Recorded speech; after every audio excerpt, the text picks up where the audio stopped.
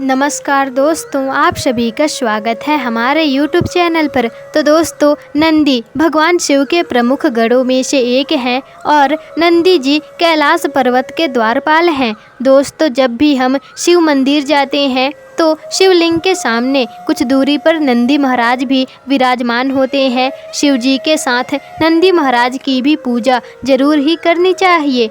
और दोस्तों, कई शिव मंदिर जाते हैं और सिर्फ शिव जी की ही पूजा करके वापस चले आते हैं, लेकिन दोस्तों शिव जी के साथ साथ नंदी जी की भी पूजा जरूर करना चाहिए, क्योंकि दोस्तों शिव जी ने ही नंदी जी को वरदान दिया था कि जहाँ उनका निवास होगा वहाँ नंदी भी हमेशा विराजमान रहेंगे। इसलिए दोस्तों शिव जी शिव मंदिर में शिव शंकर के साथ नंदी जी महाराज भी हमेशा विराजमान रहेंगे। और दोस्तों, जब भी मंदिर जाएं तो शिवलिंग पर जलाभिषेक करने के बाद नंदी महाराज की प्रतिमा के समक्ष दीपक अवश्य ही जलाएं। और दोस्तों, उसके पश्चात आप नंदी महाराज की आरती कीजिए। आरती करने के पश्चात आप चुपचाप बिना किसी से बात किए अपनी मनोकामना नंदी महाराज के कानों में बोल दें और मनोकामना बोलने के बाद बोले कि नंदी महाराज हमारी मनोकामना पूरी करें। तो दोस्तों, क्यों बोलते हैं नंदी महाराज जी के कान में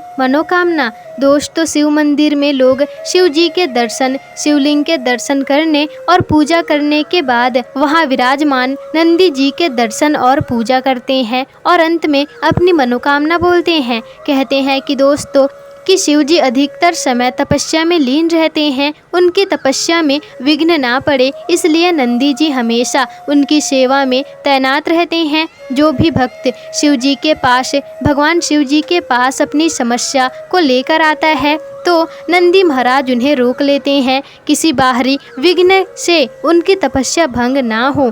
इसलिए भक्तगण अपनी बात नंदी जी को कह देते हैं। नंदी जी से कही गई बात शिव जी तक पहुंच जाती है। और दोस्तों, इसलिए मंदिरों में नंदी जी के कानों में अपनी मनोकामनाओं को कहे जाने का प्रचलन है।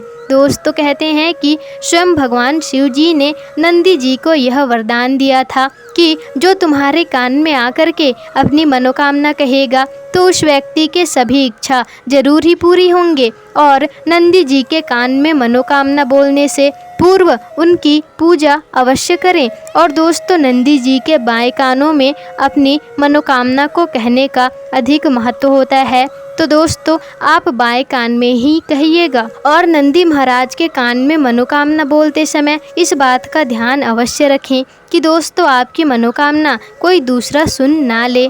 तो दोस्तों, नंदी महाराज जी के कान में किसी भी व्यक्ति की बुराई या फिर किसी के बुरा करने की बात ना कहें।